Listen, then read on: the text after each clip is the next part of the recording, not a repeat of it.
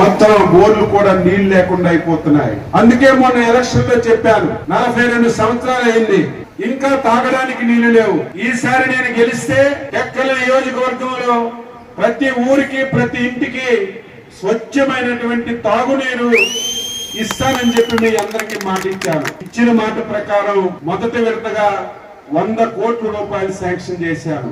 అందులో మణినాగేశ్వరం ట్యాంక్ కట్టి నీరు ఇస్తున్నాం. ఇప్పుడే మీ ఊర్లో కూడా ట్యాంక్ ఫౌండేషన్ వేశాను. పక్కనే కిత్తేపేటకి ఇచ్చాం, ఎండపేటకి ఇచ్చాం.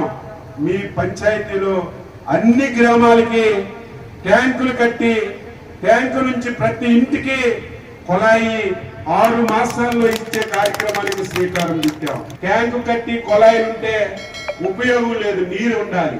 నీరు మన ఊర్లో బోరేస్తే వేసవి వచ్చేసరికి ఎండిపోతుంది. అందుకే ముఖ్యమంత్రి గారు మన నియోజకవర్గానికి 600 కోట్ల రూపాయలు మంజూరు చేశారు. ఇక నీరు సమస్య ఉండదు. హిరమండలం రిజర్వాయర్ నుంచి మన కోటబొమ్మాలి కొత్తపేట కొండ మీదకి వస్తుంది. అక్కడి నుంచి కోటబొమ్మాల్లో అన్ని గ్రామాలకి కొలాయిల ద్వారా నీరిచ్చే కార్యక్రమానికి శ్రీకారం చుట్టాం. 1-2 సంవత్సరాల్లో ఆ కార్యక్రమాన్ని పూర్తి చేసి ఈ నియోజకవర్గంలో ప్రతి ఇంటికి స్వచ్ఛమైన నీరు ఇవ్వడానికి ఈ రోజు మేము చర్యలు తీసుకుంటున్నామని ఈ సందర్భంగా తెలియజేస్తున్నాను.